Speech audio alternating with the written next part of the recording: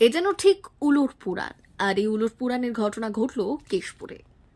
দীর্ঘদিন ধরে শাসক দলের চাষিদের জমি জোর করে কেড়ে চাষ করছে তৃণমূলের খোদ পঞ্চায়েত সদস্য জানিয়ে পুলিশ প্রশাসন, পঞ্চায়েত প্রধান এবং শেষে কোর্টের দ্বারস্থ হল শাসক দলের চাষিরা।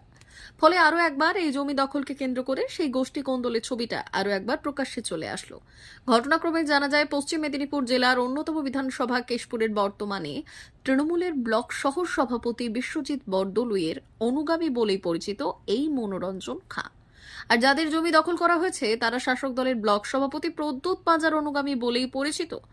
কেশপুর ব্লকের জগন্নাথপুর গ্রাম পঞ্চায়েতের অন্তর্গত বাগপাতা গ্রামে স্থানীয় তৃণমূল চাষিদের অভিযোগ, চাষের জমি তাদের, ফসল তাদের, কিন্তু চাষ করতে দিচ্ছে না তাদেরই শাসক দলের ব্লক সভাপতির নেতৃত্বে বেশ কিছু দুষ্কৃতী বাহিনী।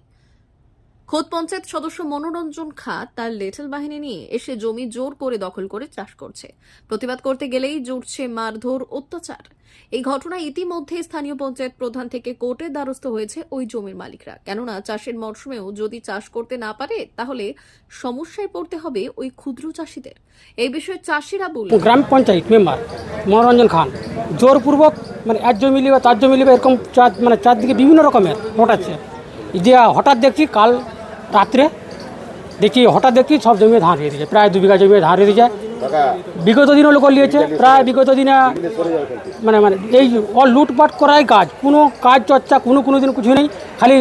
খালি লোকের কী করে লোকের ক্ষতি করা যাবে, কী করে লোকের সম্পত্তি নিয়ে যাবে, কী করে মানুষের টাকা লুট করা যাবে, লোক কী করে লক্ষ লক্ষ টাকা তজনাট করে দিয়ে দেশের পুরা। আপনারা কার লোক? আমরা পদ্ধতি মজার লোক। আর কে করছে এটা করছে মনোরঞ্জন খান বিশ্বজিতের নেতৃত্বে, বিশ্বজিৎ বরদলের নেতৃত্বে। বিশ্বজিৎ বরদলৈ কোন পোস্টে রয়েছে? বিশ্বজিৎ বরদলৈ হচ্ছে এখন অঞ্চলে সহসভাপতি, কেশপুর ব্লকের সহসভাপতি। আচ্ছা, মানে এটা তৃণমূলের গোষ্ঠী। হ্যাঁ, তৃণমূলের গোষ্ঠী।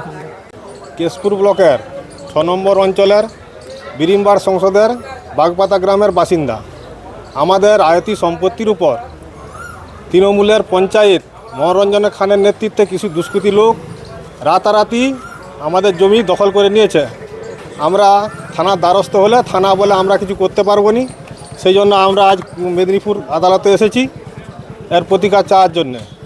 অন্যদিকে শাসক দলের পঞ্চায়েত প্রধানের বক্তব্য, লিখিত কমপ্লেনের ভিত্তিতেই আমি ওখানে একটা তদন্ত করেছিলাম পঞ্চায়েতগতভাবে, ঠিক আছে। তাতে যেটা উঠে এসছে, যেনারা চাষ করছিলেন ওনারা দীর্ঘদিন ধরেই প্রায় 30 বছরের বেশি ওনারা চাষ করছেন জমিটা, ঠিক আছে। তো বর্তমানে এরকম একটা অভিযোগ আমার কাছেও আছে যে মনোরঞ্জন খায়ের নেতৃত্বে জমিটা আবার দখল করে ওরা চাষাবাদ করেছে গ্রামের পক্ষ থেকে।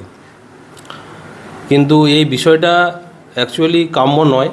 যদি তাদের বৈধ কাগজপত্র থাকে, তারা হ্যাঁ তাদের রেকর্ড আছে, আমার কাছে আছে, তো তারা আইনত যা পদক্ষেপ করার সেটা করুক। তাতে করে আমার পঞ্চায়েত প্রধান হিসাবে যেটুকু সহযোগিতা করা দরকার আমি করব। কেশপুরে তৃণমূলের পঞ্চায়েত সদস্য তৃণমূলেরই কার্যকর্তার জমি দখল করে নিয়েছে।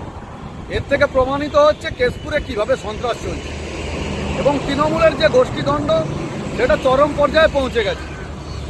ভারতীয় জনতা পার্টি কার্যকর্তাদেরকে ভোটের পরে বাড়ি ছাড়া করে দেওয়া হয়েছে এবং তাদের জমি জায়গা দখল করেছে।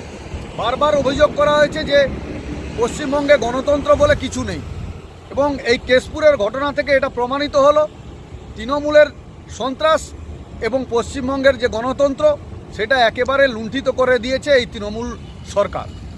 D News, Keshpur.